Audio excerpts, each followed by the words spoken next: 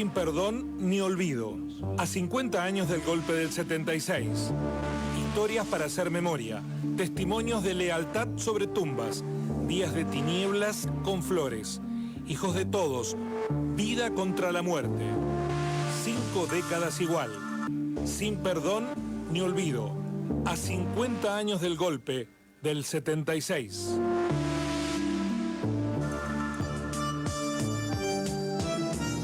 La historia de hoy va a referenciarse en dos personas, en Ricardo Tisera y Miriam Irene de Michelis. Ricardo Tisera, más conocido como el Azulejo Tisera, víctimas junto con su pareja, Miriam Irene de Michelis, una de las exalumnas del Cristo Rey, que están desaparecidas o que fueron víctimas de la dictadura y cuyo establecimiento educativo no logra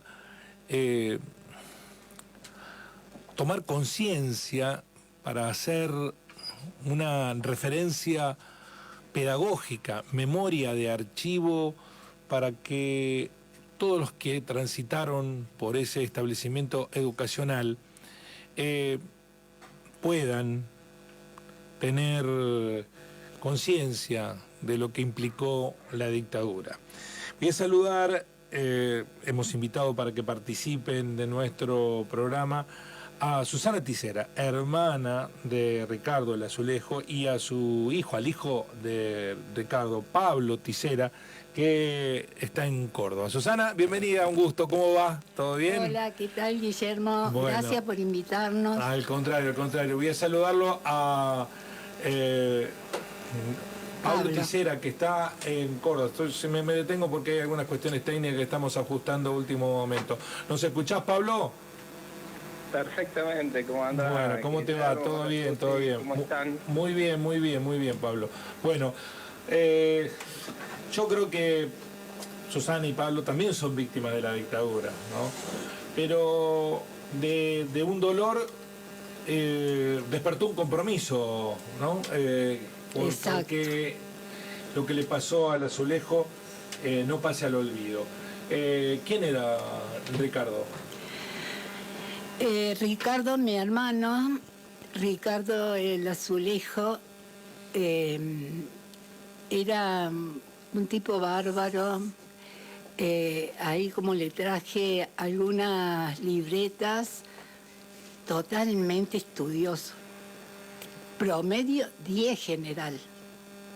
En la primaria y en la secundaria eran 9, 9.50. No, bárbaro. Y bueno, con todo este tiempo que siempre uno va encontrando amigos y qué sé yo, me dijo, un día me dice Omar Izaguirre, qué genio que era tu hermano, dice, no sabes, dice, física y química, él era un genio. ¿Era químico de profesión? De profesión, no llegó a ser bioquímico porque lo matan antes. Ajá, pero estaba estudiando bioquímica en Córdoba. Bioquímica en Córdoba, le faltaban 2 materias para recibirse, y dice que cuando alguien le decía, no, ese ejercicio está mal, qué sé yo, se ponía colorado terriblemente y no podía con su genio, y él sabía que estaba bien y estaba bien. Porque ¿Él había nacido en Córdoba, Ricardo? No, ¿Nació en Córdoba no. o nació en Río Cuarto? En Río Cuarto. El que nació en Córdoba fue Pablo. Pablo. Y después lo trajimos a Río Cuarto. Pero la que era de la región era Miriam, que era de Elena. Ajá. Miriam de Elena. Se había venido a estudiar el secundario aquí. Hizo el primario y el primer grado lo hizo en la escuela de Elena. Ajá. En la escuela Gutiérrez de Elena, que está señalizada como como que pasó por ahí Miriam.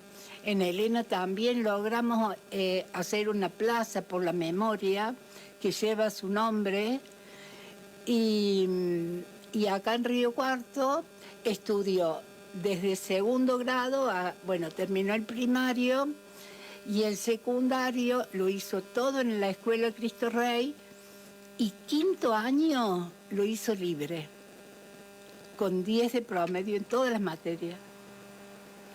Era realmente fuera de los chicos que hay ahora, creo que nadie puede llegar a hacer el quinto año libre.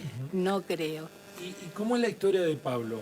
La que nos está escuchando, porque la tía la debe haber reconstruido y debe ser la portadora de contarle a Pablo qué le pasó en su vida. Bueno, Pablo, cuando a nosotros nos avisan una chica, mi mamá tenía verdulería y va una chica al negocio y le dice, viajen urgente a Córdoba para buscar a Pablo. Y nada más, porque el año pasado viajamos a Santiago del Estero, que ella vive ahora en Santiago del Estero, esta chica, y nos contó tal cual como había sido. Y mi mamá ni la conocía a ella, pero ella se le puso, es la novia de Jorge Ceballos, de su íntimo amigo, y realmente era la novia de Negro Ceballos. Íntimo amigo del Azulejo. Del Azulejo. Y ella vino, se tomó el colta de las 5 de la mañana de Córdoba a Río Cuarto, se tomó un café en la terminal y se fue hasta la verdulería, le dijo textuales palabras, nada más, y se fue de ahí. Mi mamá, al enterarse de eso, se va inmediatamente a mi casa, cierra la verdulería con mi papá, se van a mi casa y dicen, tenemos que viajar a Córdoba ya. Viajamos a Córdoba ese día y una vecina, me bajo yo y golpeo en lo de la vecina, que era enfrente. Y le digo, ¿no sabes qué pasó? Que los chicos, Pablo está acá o algo. Y me abrió así la puerta, un pedacito, serían 20, 30 centímetros, más no. Y me dice, mira, dice, tu hermano alcanzó a escapar y se fue por el cañadón que sale a Avenida Colón. Ellos vivían en Santa Rosa 4185, algo así. Se alcanzó a ir por el cañadón y a tu cuñada la matan acá a la vuelta. Así, pero así me dijo. A boca de jarro. A boca de jarro. A tu cuñada la matan acá a la vuelta y a Pablo lo habían sacado de la casa de él, lo habían llevado a la casa de esta señora, porque siempre jugaba con los nenes. Ella tenía 2 nenes. Y dice, y a Pablo me lo trajeron, pero después vino un soldado y se lo llevaron a Casa Cuna. Nosotros, al saber eso, no teníamos ni idea de cómo se hacían las cosas. Nos fuimos entonces en la casa de él. ¿Estaban amenazados? ¿Tenían advertencias? No sabemos. ¿Estaban en riesgo? ¿Les contaban algo a ustedes de la familia? No, nada. Nosotros habíamos estado 15 días antes en Elena, todos reunidos porque era el Día de la Madre. Y yo lo vi por última vez a mi hermano, después del Día de la Madre, el lunes sale de acá, de la terminal, se fue con Pablo, porque él se vino con nosotros a Río Cuarto. Pablo tenía que ir al médico y yo lo llevo al médico a Pablo, él se va a juntar con los amigos, qué sé yo. Después esa tarde andábamos en el centro, creo, y tomamos algo donde era Sanadú. No saquen las cuentas de los años que tengo.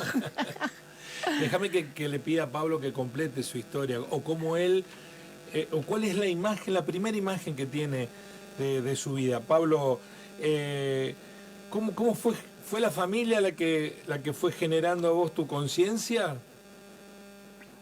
Claro, claro, claro. Yo lo que digo, yo no tengo recuerdo porque tenía 1 año y medio. Digamos, los recuerdos los debo tener en mi inconsciente, muy, muy adentro, ¿no? Seguramente por ese 1 año y medio donde me deben haber trasladado, transmitido el afecto, el amor, mis viejos, en esos años de mucha militancia, ¿no? Pero que reconstruyendo un poco con sus amigos, compañeros de militancia, me decían eso, ¿no? Y después creo que, digo, yo tuve dentro de tanta tragedia, digamos, tuve la suerte de que me recuperara mi familia y que me criaran ellos. Entonces, yo siempre dije, vos imaginate, era hijo, para ese entonces yo no sé, para ese entonces, bueno, yo era el hijo único y fui criado por la familia como hijo único, así que imagínate, Guillermo, ahí, y más de la situación en la que estaba, digo, fui un mal criado por mi familia, por todo el amor también y el afecto que me dieron, mis abuelos, mis 4 abuelos, mis tíos, mis tías, digamos, todos de una u otra manera, me acompañaron en todo este proceso y bueno, y he podido hacer un poco, en gran parte la persona que soy hoy, un tipo que pude estudiar, que está laburando, que también tiene familia, bueno, todo eso, ¿no? Pablo, tu primera imagen cuando vas a tu infancia, ¿cuál es? Mi primera imagen, tengo, vamos a decir, dos imágenes. Una en el campo, porque cuando a mí me rescatan, digamos, mis tíos, mis abuelos, me crían en un tiempo en el campo, ahí que está a unos kilómetros entre Elena y Río de los Sauces, que ahí vivían mis abuelos maternos, los papás de Miriam, y yo las imágenes que tengo son de ahí, es el verde del campo, es la casa del campo. Y la otra imagen es en la casa de mis abuelos paternos, que es allí en Río Cuarto, porque yo como que estaba un poco en un lado y otro poco en otro lado, como que me iban cuidando también entre los dos en esa primera etapa. Entonces, si vos me preguntás, las imágenes son esas, mis primeras imágenes son esas. La de compartir en los dos lugares. ¿Se fueron cuidando con Pablo qué contarle, qué no contarle? ¿Cómo fueron administrando la dosis de hacerle la propia historia que vivió plena conciencia? Y lo que pasa es que nosotros empezamos con terapia de grupo cuando Pablo habrá tenido 3 o 4 años. Terapia de grupo más de todo para los grandes, ¿Sí? para los abuelos. ¿A quiénes incluía? Los abuelos y los tíos. Nosotros siempre fuimos muy unidos entre los abuelos y los tíos. Mi mamá y la otra abuela se visitaban siempre, iban a las marchas, cuando empezaron a hacerse las marchas, iban a las marchas. No, siempre tuvieron un excelente vínculo. ¿Y qué pasó? Le preguntamos a la psicóloga cómo había que decirle a Pablo. ¿Cómo teníamos que decirle toda la verdad? Obvio, pero ¿cómo teníamos que decírsela según él fuera construyendo? ¿Lo hicieron por ustedes o lo hicieron por Pablo? No, por Pablo. Fueron al psícologo por Pablo, digamos, para que las ayudara. Sí, fuimos por Pablo. Y bueno, ella nos dijo que de a poco había que decirle toda la verdad. Y yo me acuerdo que un día Pablo me pregunta a mí sobre su papá y su mamá. Habrá tenido 10 años. Bueno, ya te voy a contar, le digo, el día anterior, y al otro día le digo, bueno, vamos a desayunar, qué sé yo, ponerle a un bar. Y nos fuimos, y ahí me dice, decime bien cómo fue lo de mi papá y lo de mi mamá. Y ahí le conté todo, quedándonos en los 10 años de Pablo, no solamente contarle todo como había sido. Y pasó esto, a tu mamá la mataron y a tu papá alcanzó a escapar y después no sabemos qué pasó con tu papá. Todavía no sabemos qué pasó con tu papá. Así que... ¿Cómo lo fuiste entendiendo, Pablo, a eso?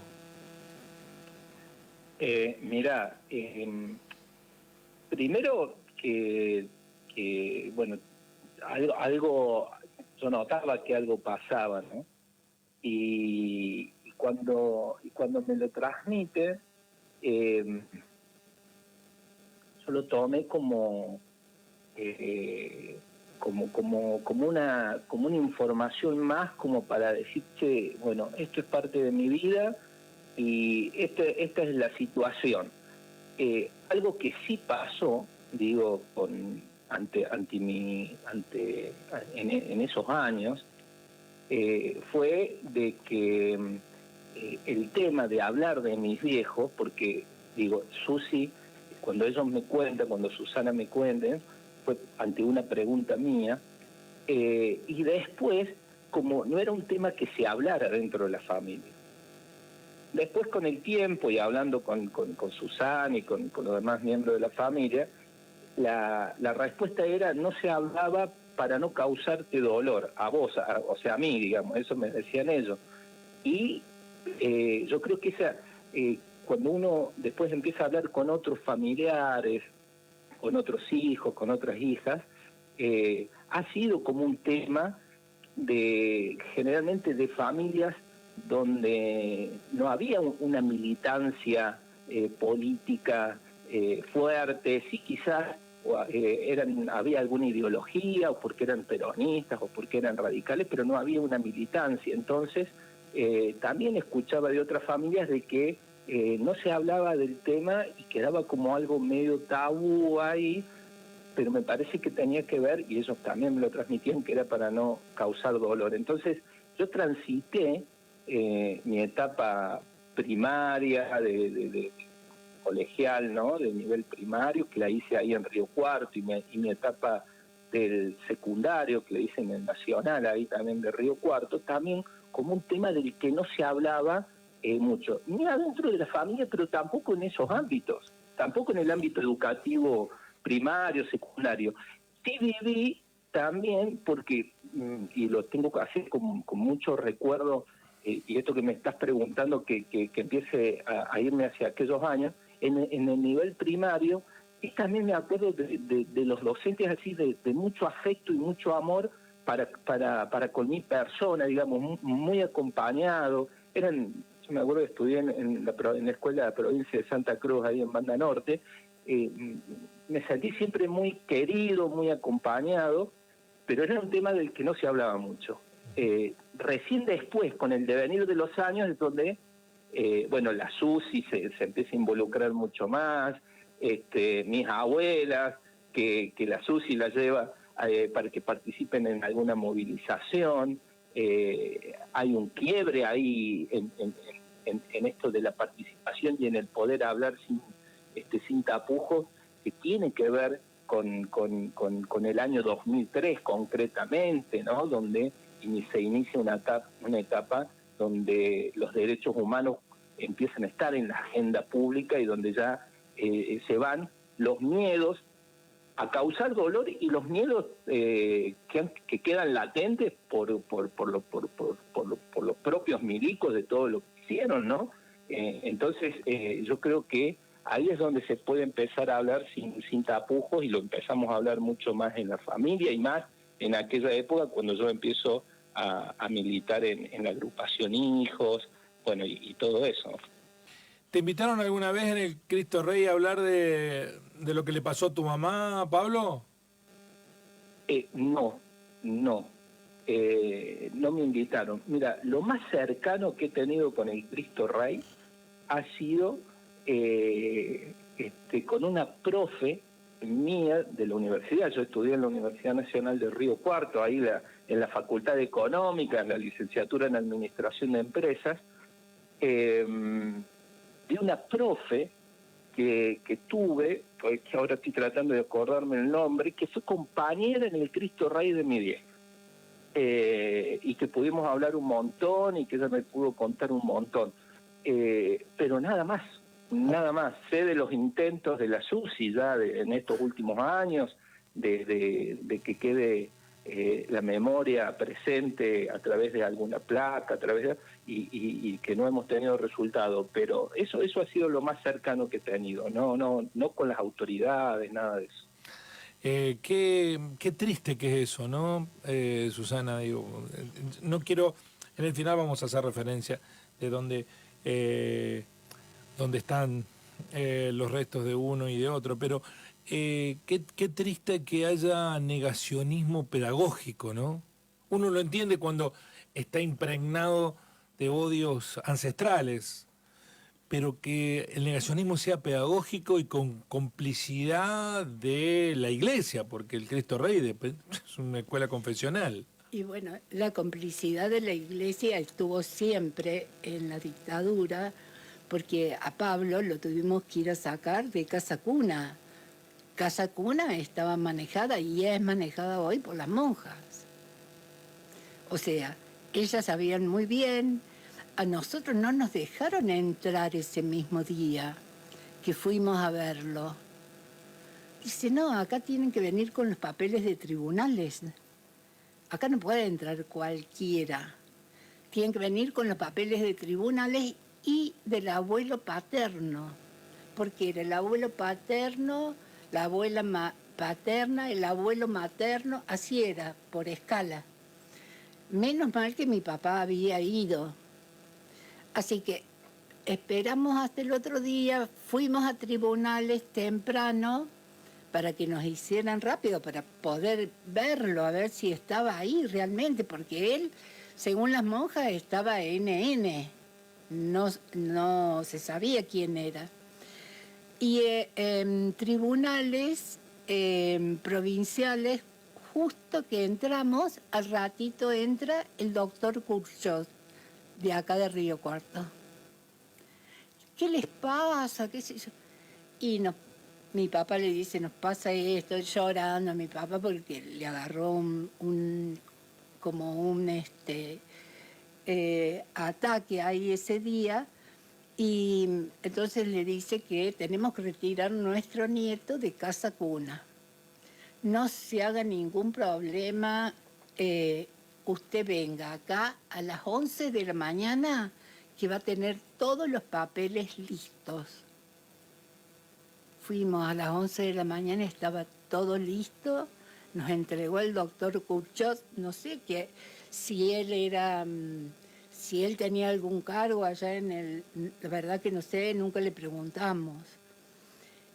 Pero O sea que era una práctica instalada, una práctica, no digo de todos los días, pero ya había un mecanismo organizado de qué pasaba con los hijos de las personas que o detenían o desaparecían o batían. No todos, porque algunos los entregaban a otros militares que no tenían hijos, ya sabemos cómo es la historia. Ese día habían entrado 2 o 3 NN, entonces nosotros no sabíamos si era realmente. Estaba ahí, porque nos podría haber dicho otra cosa la vecina.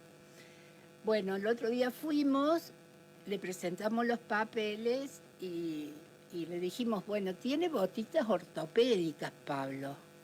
Es fácil de reconocer. No lo conozco. Entren ustedes y vean, había como 100 pibes chiquitos. Me estoy imaginando esa imagen, ¿no? Y teníamos que buscar uno por uno. Pablo estaba de toda la sala en el medio.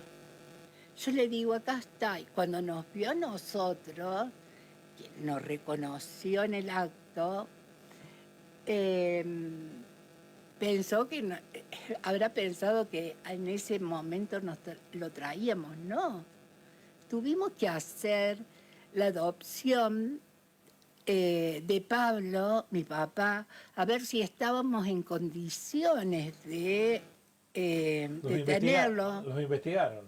Nos investigaron bastante, Ujú. bastante. Y frente a mi casa estaban los Falcon Verdes.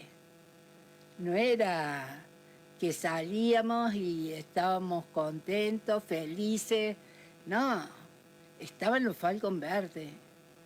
Y a mí me estaba acordando ayer que cuando yo vi la casa de Pablo allá en Córdoba, de mi hermano, que estaba tan tiroteada por fuera, a mí me agarró como, me va a pasar lo mismo, qué sé yo. Entonces dormía junto con mis padres en la misma habitación. Habíamos puesto otra cama y dormía ahí junto con ellos. Dormí como 3 meses con ellos. Del miedo. Del miedo Sí. que tenía. Pablo dijo que habías hecho gestiones en el Cristo Rey, ¿y qué te respondieron? Y el representante legal no quiere, porque ahí se manejan por medio del representante legal. De esto hace 10 años que venimos, sí. ¿eh? Lo siguen haciendo todo el tiempo. Lo seguimos haciendo todo el tiempo. Porque contó Mercedes que son 5 las exalumnas del Cristo 5 Rey. o 6, sí. Ajá. Son 5 o 6 chicas. Me parece que Mercedes, Ana María Pifaretti es en el Carmen. En 2 lugares no pudimos, en el Carmen y en Cristo Rey. A todo esto yo me fui al SADOP y hablé con el SADOP. El gremio. Con el Los docentes gremio. privados. ¿Qué pasó con el gremio? Y después me contestan no, porque el representante legal no quiere. Pero en la provincia... El representante legal responde a la congregación, ¿no? Claro, O sea, claro. es la iglesia, ¿no? Exactamente, es la iglesia. ¿Y el obispo no intercedió para que esto ocurra? No hemos ido a hablar con el Ajá. obispo. A lo mejor este año capaz que vayamos a hablar con el obispo o hagamos algo, porque la única escuela que nos falta es Cristo Rey y tienen que saber que son alumnas de ahí. Bueno, me costó bastante también llegar a San Buenaventura. En San Buenaventura, bueno, después abrieron las puertas de provincia, hicieron placas con la gente que pasó por ahí, que está desaparecida, bueno, que es uno solo, pero hay otros 2 o 3 presos políticos que están ahí con la placa. A ver si se abren un poquito este año. Ojalá que así sea. Bueno, estamos recordando 2 historias. En la mañana de la radio que se escucha en nuestra sección Sin Perdón ni Olvido, estamos recordando la historia del Azulejo Tisera y de Miriam Irene de Micheli, Ricardo Tisera y Miriam, los papás de Pablo, el hermano y la cuñada de Susana. Pablo, ¿dónde están los restos de tus padres? De mi vieja, mis abuelos, mis tíos, Susana, pudieron recuperar el cuerpo de mi vieja porque ella como la asesinaron in situ cuando hicieron la redada y para detenerlos. Bueno, estaba en la morgue, fueron a reconocerla, eso también tema escalofriante, ¿no? Me imagino estar en la piel de ellos en esa situación, pero se pudo recuperar el cuerpo y está en el cementerio de Elena, mi vieja, y con todos mis antepasados allí. Y de mi viejo es uno de los tantos que aún están desaparecidos. que no tenemos el cuerpo de él, y que de acuerdo a las investigaciones que en su momento realizara la fiscal López de Filoniuk, con una secretaria que Susi se debe acordar el nombre, que es de Río Cuarto, y que le hicieron un seguimiento personalizado, digamos, a los desaparecidos y desaparecidas de Río Cuarto y del sur de Córdoba, pudieron hacer una investigación muy finita y que dice que estaría en el cementerio San Vicente de Córdoba capital, en una fosa común, en alguna de las 3 fosas comunes del cementerio San Vicente aquí de Córdoba capital. Bueno, donde también en el mismo ha habido, hay muchos todavía desaparecidas, existe un sitio de la memoria, asimismo, bueno, eso. ¿Y judicialmente, Susana, se ha podido avanzar por las responsabilidades de quienes mataron y desaparecieron? No todavía. Nosotros antes del 2000 presentamos en los tribunales, nos presentamos en los tribunales federales y dimos, que quedara sentado que faltaba Ricardo, que era un desaparecido más y qué sé yo. Y con los juicios por la verdad, ahí después nos llaman por teléfono y viajamos nuevamente a Córdoba y nos dicen que tenemos un escrito donde nos dicen que a Ricardo lo habían matado el 11 de noviembre a tal hora, a las 20:45 creo, en Spilimbergo y Victorica, que Pablo justamente vive por allí, ahora en Córdoba, y que estuvo 7 días en la morgue del Hospital San Roque. Mirá la cantidad de veces que nosotros hemos ido. En los 7 días esos fuimos todos los días a Córdoba, seguro. Y que lo habían matado ahí y que los restos estaban, como nadie fue a reconocerlo, entonces no tuvieron mejor idea que ponerlo en una fosa común con otras personas. Como si hubiera sido culpa de ustedes, que no lo fueron a buscar. 150 personas. Nosotros ni sabíamos, por lo menos, y aparece con nombre, apellido, número de documento. Él tenía el documento Godard 201, o sea que estaba todo ahí, que podrían haber ido. Por lo menos podernos haber avisado. Si uno podía ir, bueno, pero si no podía ir, que nos dijeran. Pero nada, era como el silencio que se llevan los militares, ese silencio era el mismo que existía en aquella época con todo. Para finalizar, les agradezco mucho que en esta media horita, como lo estamos haciendo todos los días, evoquen lo que pasó hace 50 años. ¿Tus miedos de hoy, Pablo, cuáles son? Los miedos de hoy son muchos, siguen siendo. Yo ya tengo 50 años, ¿no? Pero los miedos de hoy tienen que ver cuando escucho por ahí de que pueden volver los indultos a todos los represores y genocidas, que se logró un primer enjuiciamiento en el gobierno de Raúl Alfonsín, se avanzó con todo, que se indultaron con Menem, pero que después se avanzó con los juicios de delitos de lesa humanidad con los gobiernos de Néstor Kirchner y Cristina Kirchner, y que hoy escuchemos nuevamente ese rum que anda dando vuelta que se podría venir con este gobierno.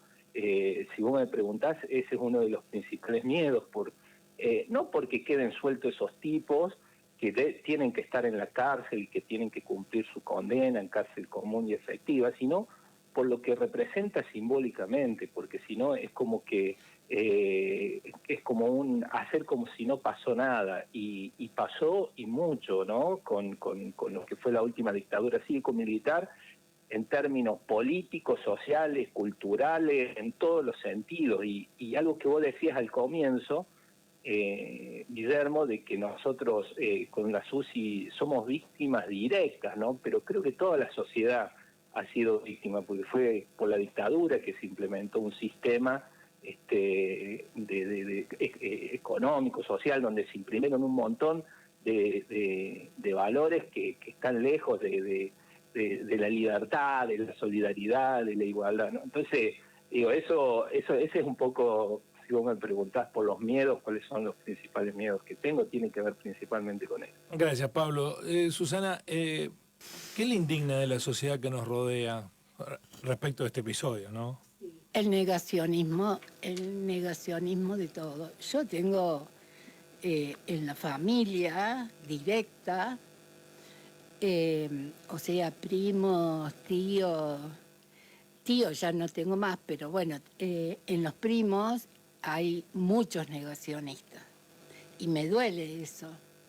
Me duele porque ellos saben muy bien que lo que pasó, de dónde viene Pablo, por qué viene Pablo. Todos saben. Entonces eso pasó. Pero lo que tengo miedo es eso, lo que decía Pablo, es que este presidente deje absuelto a todos los militares, y eso no puede ser, es imposible de que pase, porque aún hasta ahora están apareciendo nietos. Y es bravo que a esta altura, en el 2026 sigan apareciendo nietos, y van a seguir apareciendo, sí. Obvio. Susana, muchísimas gracias. Pablo, muchísimas gracias a ambos. Y ojalá sirva este espacio de activación de las células dormidas que muchos tienen respecto de lo que ocurrió hace medio siglo en la Argentina. Gracias, Pablo. Gracias, Guillermo. Un fuerte abrazo. Saludos, Susi. Chau, chau. Chau, Pablito. Chau. Chau, Pablo. Chau, Susi. Gracias, como siempre, por la Gracias predisposición a vos, permanente. Nos ha traído una colección de fotografías que ya vamos a subir a las redes sociales con esta nota. Gracias, Susana. Muy amable.